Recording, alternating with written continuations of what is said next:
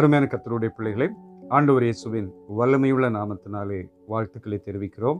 இந்த நாளிலும் ஒரு அருமையான வேத பகுதியை நான் வாசிக்கிறேன். யோசுவா 23ஆம் அதிகாரம் 8வது வசனம். இந்நாள் மட்டும் நீங்கள் செய்தது போல உங்கள் தேவனாகிய கர்த்தரை பற்றி கொண்டிருங்கள். இதுவரைக்கும் நீங்க எப்படி ஆண்டவரை தேடினீங்களோ, வேதத்தை வாசித்தீங்களோ, ஜெபித்தீங்களோ, அதை போலவே இனி வரப்போகிற காலத்திலும் முழு மனதோடு முழு இருதயத்தோடு ஆண்டவரை தேடுங்கள்.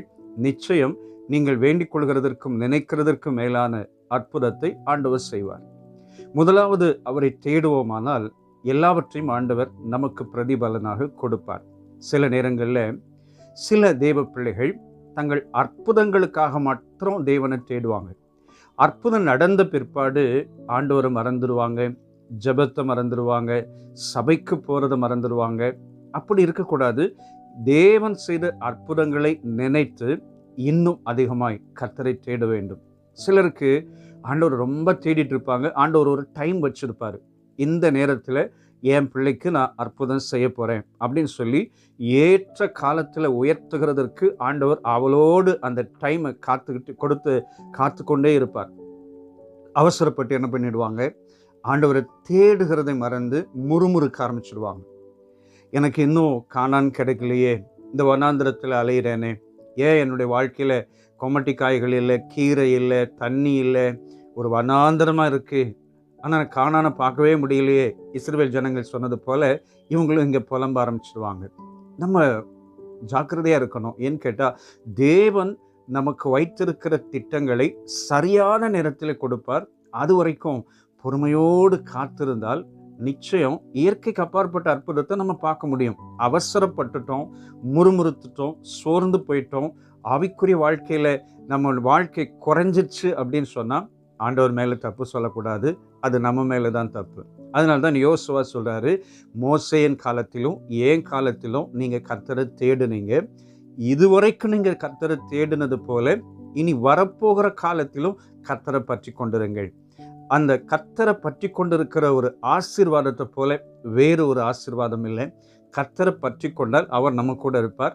அவர் நம்ம கூட இருந்தால் அவருடையதெல்லாம் நம்முடையதாகும். தெய்வ பிள்ளைகளே, இந்த காலை நேரத்தில் நம்ம ஆவிக்குரிய ஜீவியத்தை கொஞ்சம் நிதானித்து பார்த்து, இதுவரைக்கும் நான் கர்த்தரை பற்றி கொண்டிருந்தேன், இதுவரைக்கும் தேவனை தேடினேன், இன்னைக்கு நான் சோர்ந்து போக மாட்டேன், வரப்போல காலங்களிலும் சோர்ந்து போக மாட்டேன்.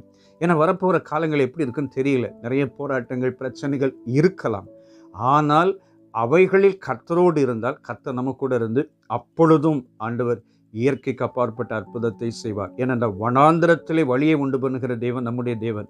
அவாந்திர வெளியில் ஆறுகளை உண்டு பண்ணுகிறவர் நம்முடைய ஆண்டவர். அங்கும் அற்புதம் செய்வார். இந்த காலை நேரம் நாம் ஆண்டவரை நெருங்குகிறதற்கான ஒரு காலை நேரமாய் இருப்பதாக. இந்த நாள் மட்டும் உங்கள் ஜெப வாழ்க்கை, உங்களுடைய வேத வசனம், தேவனை தேடுகிற வாஞ்சை, உண்மை, பரிசுத்தம் எப்படி இருந்ததோ அதையே தொடர்ச்சியாய் இன்னும் அதிகமாய் செய்யுங்கள். இன்னும் அற்புதமான காரியங்களை உங்கள் வாழ்க்கையிலே, குடும்பத்திலே, தொழிலிலே காண்பீர்கள். ஜெபிக்கலாமா?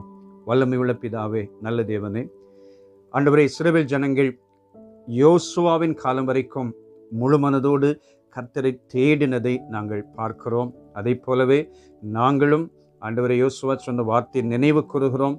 கர்த்தாவே, நாங்கள் இதுவரைக்கும் கர்த்தரை தேடி இருக்கிறோம், இனிமேலும் அதிகமாய் தேடுவோம் என்று அறிக்கை செய்கிறோம். முழு மனதோடு உம்மை சார்ந்து கொள்கிறோம். இதை காண்கிற பிள்ளைகளுடைய வாழ்க்கையிலும் நீர் அற்புதம் செய்யும். இயேசு இரட்சக நாமத்தில் வேண்டிக் கொள்கிறோம் பிதாவே.